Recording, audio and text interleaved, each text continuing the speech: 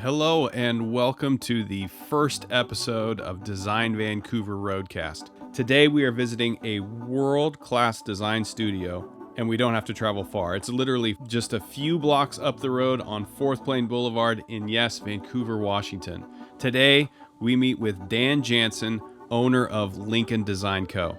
Dan has an illustrious career working with some of the world's biggest brands, from action sports, toys, entertainment industries, and much, much more. Just about any skateboard company you can think of, he's been there. Companies that surround that industry like Monster, Red Bull, the Do Tour, top toy companies, Mattel and Hasbro. He's done graphic design on some of the most iconic toys you can imagine. Super Soakers, Hot Wheels, Nerf products, Barbie, companies like Nike and Google, artists like Billie Eilish, and a whole bunch of other fun stuff. What's really impressive is at the end of the day, Dan is truly passionate about the people he works with. He pays immense detail to cultivating relationships and building the Lincoln brand. We're excited to get a tour of their shop and hear about how Dan's career got launched. He has some powerful insights to share with us as it relates to running a studio and growing a career in design. We couldn't be more pumped to have him as the first guest, so please enjoy this first episode of Design Vancouver's Roadcast, and we'll see you down the road.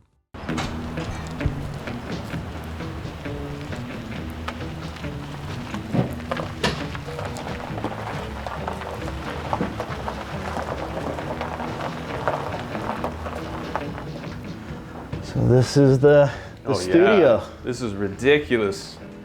It's coming together. Yeah. Tell me about Lincoln. Yeah, we get asked a lot, like, why Lincoln? What's behind the name?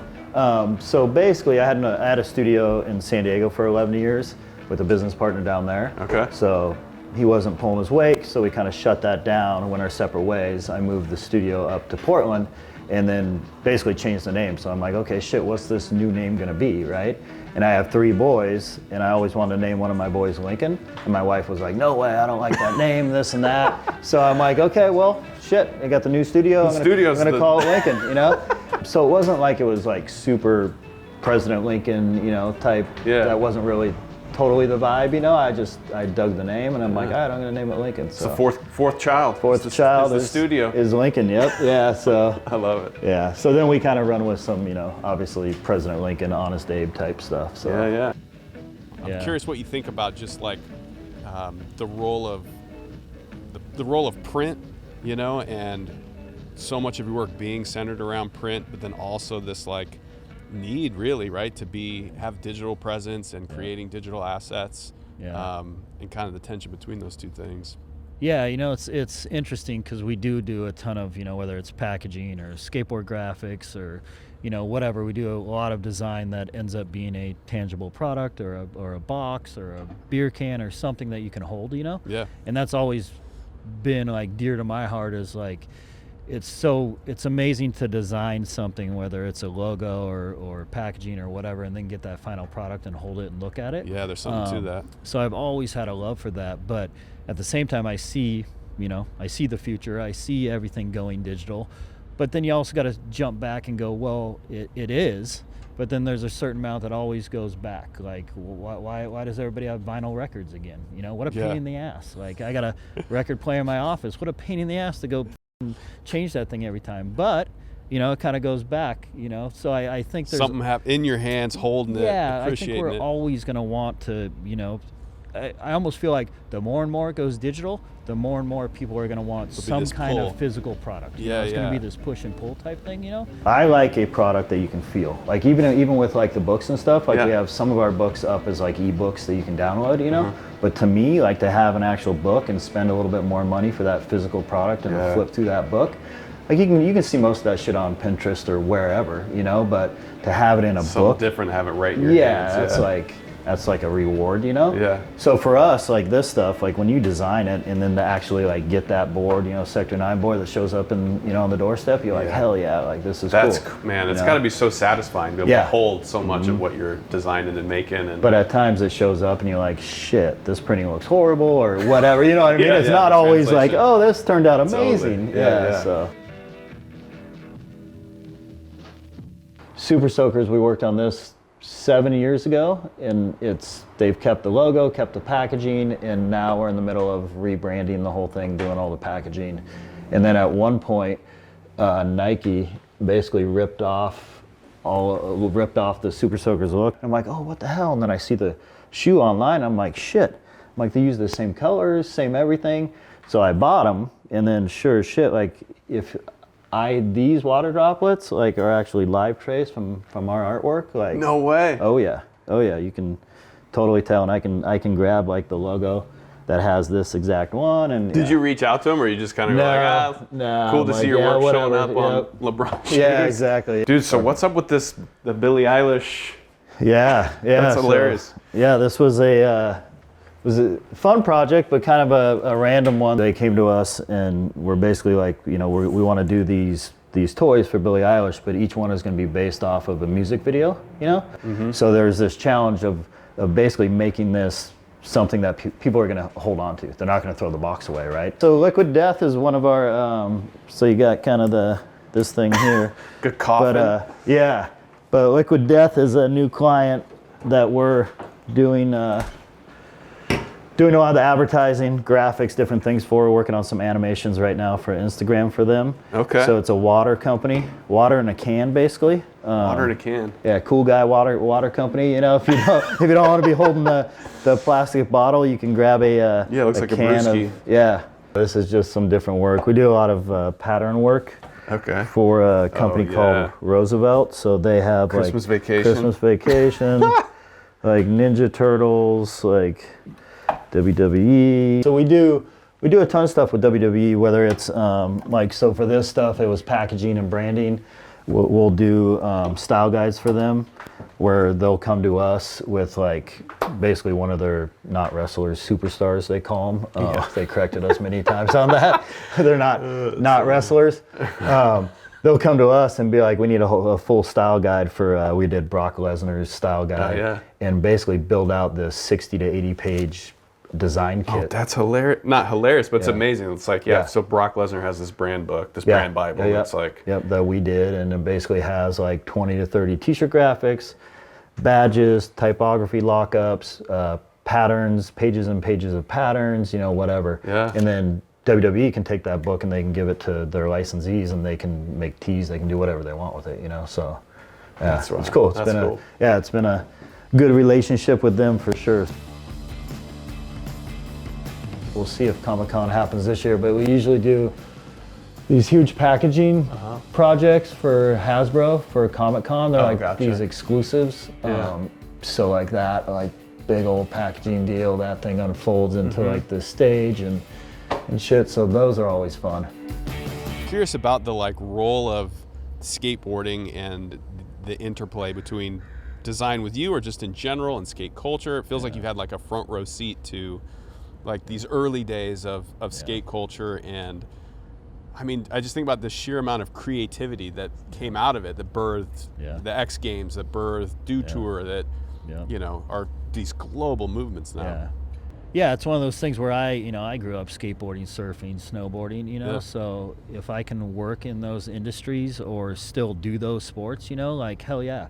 And that be a part of my job, hell yeah. That's what, I tell people, if you can pick an industry to find that first, an industry that you love, or a product or a company that you love, and try and go after that company, end up working for that company, in the design industry or something like that. Yeah. And then you're never going to feel like you work a day in your life. Yeah, you love what you do, you love the company you work for. So I've always tried to center the work we do and stuff like that around things that I do, things that the crew at the studio, do or have knowledge in, Yeah. We don't want to jump into an industry that we don't have any clue or love for, so. Yeah. Yes, it's obvious, when you cruise through your space that there's just an insane amount of skate decks, and knowing a little bit of your story, getting started at DC Shoes early on, and still, it seems like a lot of work. Sector 9, a lot of different skate brands. Yeah, I think that all, it's one of those things that goes back to the early days and the Z Boys and you know, their for contests. people that maybe don't know the Z Boys, who are the Z Boys? Yeah, so it's an old like 70s kind of skate crew gang or whatever you want to call them, but they basically came into the like skateboard contest scene and were skating in a totally different way, like a little more creative, a little more free. Yeah. And a little bit wild, you know, in a way. And then, you know, you get to like the 80s, 90s. We're live on set here with bombers. Yes. We got B2s overhead. Look out. Sorry about that. Yeah, all good. You know, and then like the 80s, 90s, the advertising and skateboarding was like crazy. It was so good. Yeah. You had like Pal Peralta and Santa Cruz Skateboards and these companies. Like if you look back at their ads, super creative. The stories they were telling in each ad, you know. Yeah. I mean, there was ads. You had companies going after each other. You had a company called Vision. The one guy leaves Rocco and starts a company called Blind, basically to say "F you" to the Vision company. You know what I mean? So there's this whole thing of like these companies battling for skaters and advertising and, you know, basically dollars and sales. That was so rad to watch. Mm-hmm. On top of the skateboard graphics, which, you know, obviously is super creative. Yeah. But yeah, so that I just feel like that and the whole punk rock industry back in those days just played a huge part and still do, you know, in design and kind of what influenced me. You know? Yeah, and these are some new, we just got these in from Sector 9. Oh yeah. New skateboard graphics. So there's this one with the skull dude on there. But Those are there's sick. some illustrations for those guys. So we've done a shit ton of skateboard graphics, which I'll show you out there. But Yeah. Sector 9's in San Diego. I grew up out there, so did a lot of the guys who work for me. But never really dealt with them. Kind of reached out a couple times, met them at Agenda, different trade shows, you know. Okay. Just never really linked up. And then I guess 6 months ago they reached out. So I was like, hell yeah. Like, Yeah. You know, I've always wanted to work with you guys. You're a local San Diego company, so. How many different skate companies have you worked with over the years? Yeah. Can you count it? Is it a? Yeah, I've never even really counted. I mean, there's at least, I'd say 10, 14 different companies and thousands of boards. You have the company and the vibe of the company, and every company has a different vibe, you know, whether it's Zero Skateboards and Super Dark or, you know, Birdhouse and Tony Hawk. It can be this process that has 2, 3, 4 approvals and can get spun off and take forever, you know, so Yeah. I don't know. It's one of those things where it's like a love-hate deal. They don't pay that well, but it's super fun. And honestly, like the Super Soaker stuff, like we got that because of the skateboard graphics. Oh, interesting. So they came to us and their brief was like, we want to grab this demographic of kids and we basically want you guys to take your skateboard graphic style and put it on toy packaging. So this is the conference room It's like slash a little war room here. Or yeah, slash workshop. So we'll come in here, meet with all the guys, go over designs, you know, Yeah. whatever, do conference calls on the TV and Dude, all look that. at all these so. decks. So and you said like this isn't even a quarter. Or, Yeah, it's just yeah, a- this is just some of the good ones we picked out and brought up here with us. But yeah, this isn't anything close to what we had. So yeah. Is there like a top of the pyramid? I know all work you know you hope is your best, but is there a skate project where you felt like, oh yeah, this was kind of like a high watermark for me? That's tough to say. I would say Plan B skateboards. So this too comes from DC Shoes. So my creative director at DC Shoes, after Quicksilver Bot, ended up leaving to help Colin McKay and Danny Way relaunch Plan B skateboards. So he was there behind all the art. So he hired us, having worked with me at DC, to step in and kind of do all the graphics for him. So there was a period of like 3-4 years where we were doing pretty much almost everything for them. So that was rad. I mean, we had like Colin McKay is a pro skater for them and owns the company, come down to the office, go over designs. So that's always kind of been a big one. And I personally did a lot of the graphics for that brand. So that to me has always kind of been like, this was good shit, you know? Yeah. Watch your head, it's a little low. Oh, Ninja Turtles. Yeah, Love it. some Ninja Turtles work. Gotta have some Ninja Turtle work. Right. Dude, this is sweet down here. Yeah, so ceiling needs are a little low. Couldn't do the mini ramp, but Yeah, the ramp's not gonna work down here. it's coming together. Oh yeah, what's this? So this we just finished building out. We're doing a kind of video podcast once a week. So it's called the Chop Up. So the merch is all over here. So kind of t-shirts, Dude, patches, these are great. Yeah. all that stuff. So it evolved kind of naturally where I was making books and things, basically these patch kits to send to clients. You know, the clients were digging it, Oh, put it up gotcha. on the website, people started buying it. So it was like, okay, let's start making some more. So we kept making patches, shit ton of patches. I love hats, so we make a lot of hats. Yeah. Dude, these are sick. Yeah. It seems like one of the things you guys just crush is that you cultivate your own identity, your own brand. And it seems like you put a decent amount of like work behind it. What's some of the philosophy behind that, or some of the results you see, or Yeah. you know, thinking behind it? Yeah, so that a lot of that was when we moved up here, trying to get our name out there. You know, trying to push like who's linking and trying to, you know, I kept a lot of my clients from the old studio, so I needed to you know, tell them, hey, this is the new name, this is what we look like. We're kind of doing the same thing, but you know, up here in the Pacific Northwest and everything. So kind of dove in deep on designing a bunch of logos, couple posters, and then we started getting those posters in different briefs for projects. And it was like, oh shit, okay, these clients noticed and enjoyed it or liked it, and they're included in the brief for our next project with them. Like, it's obviously working, so let's keep pushing that, you know. So we just kind of kept it going, and it's working, and we'll continue to make, you know, our own product and stuff like that. And it's a certain, you know, I get people, how do you have time for that? And it's something that I kind of put on my plate to kind of do the marketing and stuff like that for the company. So I'll carve out some time for myself, you know, every month or whatever. I'll shoot, you know, hit one of the guys up, Davey, hey, you know, give me a little illustration of this, throw some type with it, you know, build out a new tee or whatever. So Yeah, it seems like there's that tension of like working on your own brand while you're trying to get clients taken care of, and it feels like the time always there's never gets the enough. first to go. We have a poster that has all of our logos on it that we made when we first moved up here. Okay. And so that poster image has ended up in so many briefs that we get. Like, we did a big apparel project for Nike, and it was like, you know, a 1-page brief, and there's our poster and like 3 other different designs, and it's like, oh shit, you know. They're basically like, we basically want your style just, you know, for this project. It's like, all right, cool. So after seeing that, we're kind of like, okay, we need to keep producing, you know, logos and patches and apparel and stuff like that, because it's obviously working. And clients are seeing that and asking for it in their design. So it's almost putting out your own design, stuff that you love. Yeah. It's like, it's brilliant to go like, this is what we like to do. This is the vibe. And then people saying, ooh, what is that vibe? You know, it's a self-feeding. Yeah. And I want that vibe. I want it on my product or for my brand, you know, so. Yeah, thinking through, I don't know, I'm thinking through like the theme, the vibe, the tone of so much of your work, you know. Is that something that you guys keep an eye on in terms of just like cultivating your brand?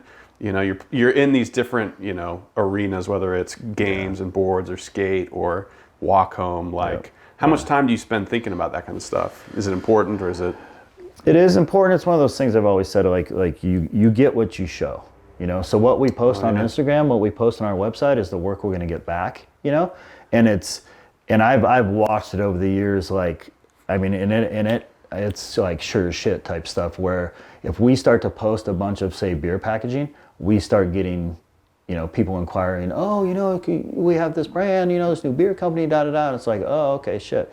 So to me, it's always been like, show the work that you want to do, or you know, the style you want to do, because you will get asked to do that. That's, you know, super keen. Like you get what you show. It is, yeah. Man, 100%. that's a major insight. And I've tested it, you know, in a way, and done a ton of posts with this and that, and sure enough, like, you know, someone reaches out. Yeah. There are a couple projects that'll come through the studio, and I'm like, oh, I kind of want to jump on this, you know, and help out a little bit or whatever. But to me, it's that struggle of, I got into this as a designer. I never said, hey, I want to own a studio, you know, or anything like that. Like, I wanted to be a designer. I was a designer, you know, and as your design career goes on, you know, you'll probably move up to art director, creative director, and you start getting up in those creative director roles.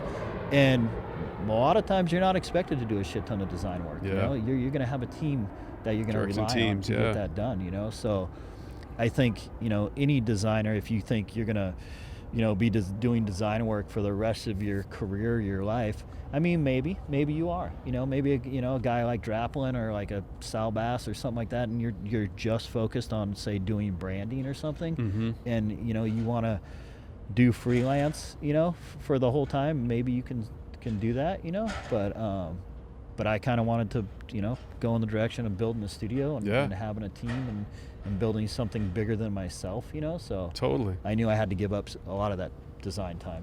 So that's cool, and it shows. I mean, Lincoln is an amazing studio. Yeah, it's cool to see what you've built. I had a question the other day, like how much of your time is spent designing, me personally, and like I was telling them, I said nowadays I'd say probably 20%, Oof. Yeah, of my time I can actually do design work, Yeah. It's so much project management, briefs for the team, client relations, phone calls, emails, shit like that. Yeah. Planning for the next year, planning for the next month. And I try and spend that 20% now on basically the studio and the work and designs and marketing and promotion for the studio. If I'm going to spend time designing nowadays, it's probably going to be on something like that.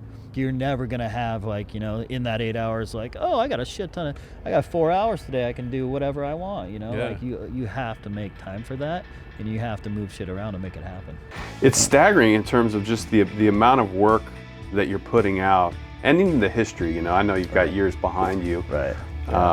But it makes me think of there's an overwhelming nature to it. Just thinking through some of the people that are watching that are just starting out, going how do we get to this spot? Right. What's that? And I always kind of go back to, for me, a lot of the reason we're here and we have the skate companies is because from college, I went to work for DC Shoes. I did that for 5 years. So when I got there was basically 3 designers.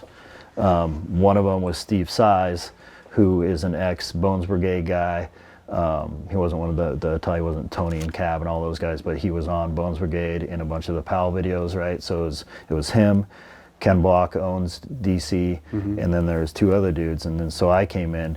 So I was like, oh shit, dude, I used to watch you in videos, what the hell are you doing here? And he's like, oh, I'm a designer, and I used to do my board graphics, this and that. So it was this super small group, and Ken would come sit down at my desk, and Ken Block now drives rally cars and frickin' all over the place. But he would come sit down at my desk, and we'd go over designs, and that dude is just the marketing guru, as far as he sold DC Shoes. He was behind all the advertising, all the marketing, all the design. He approved everything. He was president. And then after they sold, he basically started his own career as a rally car driver. And he's just blown that thing up with Gymkhana and all these videos and stuff, and marketed the shit out of him himself. And now he's a big deal, So I kind of watched him, and I was able to get in when the art department was 3 people, 4 people, and that grew to 20, 25 by the time I left. So I was able to see that thing grow and then see him sell it to Quicksilver and just kind of watch that whole deal, and be a part of it. And those relationships that I made those first 5 years are still going today, and those people are at different companies, and we're working with them still, So I try and tell students I think it's a super bad idea if you're a student and you're hey, when I graduate, I'm going to go freelance. I'm going to push my stuff on Instagram. I'm going to do this freelance thing and eventually build a studio. To me, bad idea.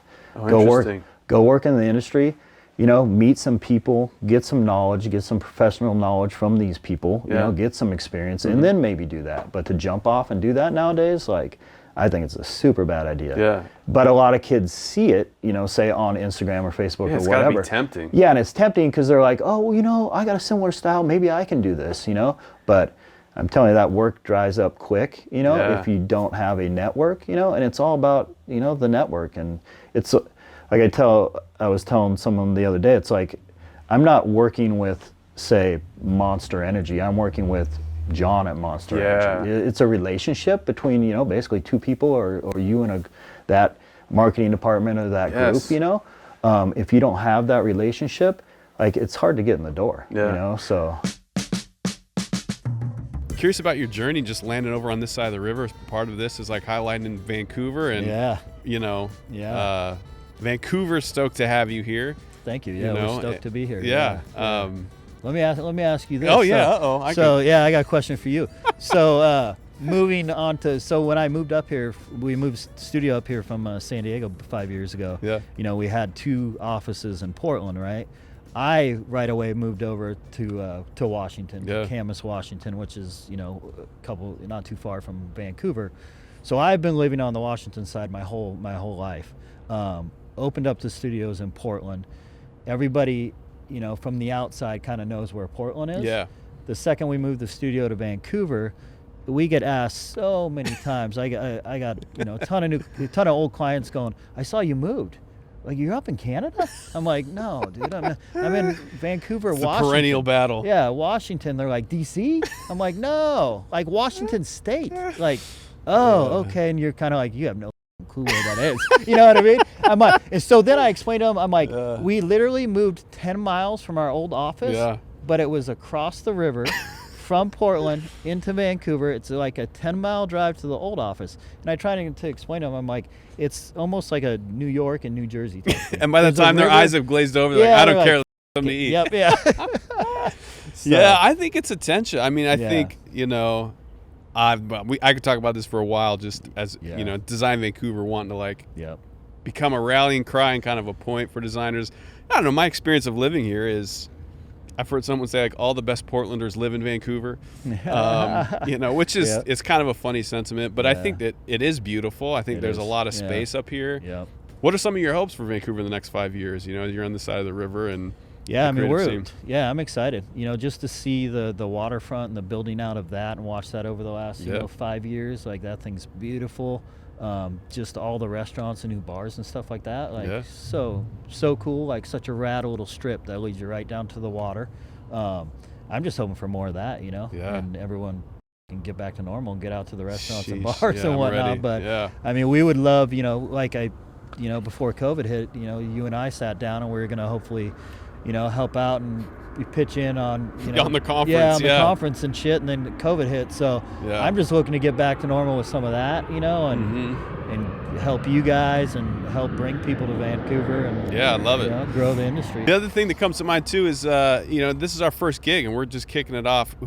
Anybody that comes to mind that you're like, you should go talk to those folks, like this guy, this, you know, in town or up and down the West Coast, like if you're to sit down with someone, who do you want to hear? So if you guys are heading down the coast, what pops into my mind, San Luis Obispo. Okay. You know, which is I know San Luis. Yeah, northern.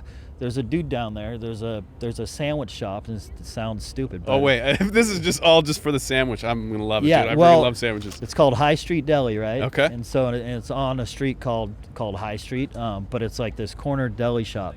So he's one of our clients, has been for years. He opened that spot. Next to it, he bought the house next, which is an Airbnb you can stay at, and then he opened another one down on the coast. And so we've done all the branding and stuff for it. That's not why I'm pumping it, but I've been wanting to go there and grab a sandwich, right? But then in there, like, he sells skateboards, he sells apparel. It's just a super rad, like, over-the-top sandwich shop that I think you'd be like, oh shit, that's sweet, dude. Yeah, so we're gonna try it. Yeah, that comes to mind. So, all right. Yep.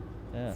We got to stop San Luis Obispo. Yep, San Luis Obispo, High Street. Dan, thanks so much for being our first guest. Yeah, I'm honored to be the first guest. It's rad. Great idea, and it's amazing. Been amazing to spend time with you, opening up your shop, letting us poke around. Where can people find your work? Like, whether it's, you know, social platforms or whatever you got cooking, we'd love for people to check you out. Instagram is probably updated the most, so Lincoln Design Co. Instagram. This is perfect, right? When the plane flies over, like we'll blur this out. Where can we find you? Right? Just like we talked about. We are outside. That's right. So they can find us, you know, online, Instagram, Lincoln Design Co. on Instagram, and then lincolndesignco.com. We just launched a new YouTube channel, so we're trying to, you know, with COVID and everything, trying to just, you know, get a little bit out there, show a little bit behind the scenes, talk about projects. So that's Lincoln Design Co. on YouTube. So it's a good place to find us. Yeah. Nice. Yep. Yeah. Cool. Well, thank you so much again for being our first guest. Yeah. And we were honored to have you. And we're stoked to get this out there, and just really appreciate you taking the time. Yeah. Right on. Thank you. All right. Cool.